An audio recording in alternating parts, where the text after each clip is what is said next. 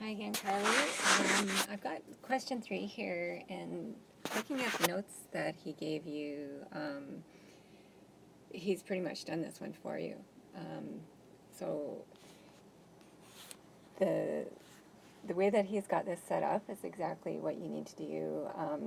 If you start to sort of multiply the one bracket by the other polynomial bracket, if I take the 1, for instance, and I multiply that by everything in the second bracket, sorry, my stylus is not working all the best here, then you end up with 1 plus x squared plus x cubed and so on.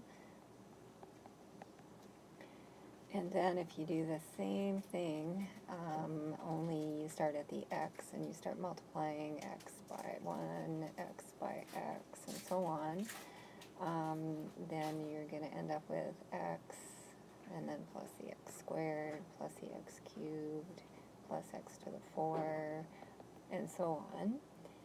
And so what happens is, as you move down like that, and I think he provided you with 4 lines where you were getting sort of the general idea of what this was going to look like as you keep going.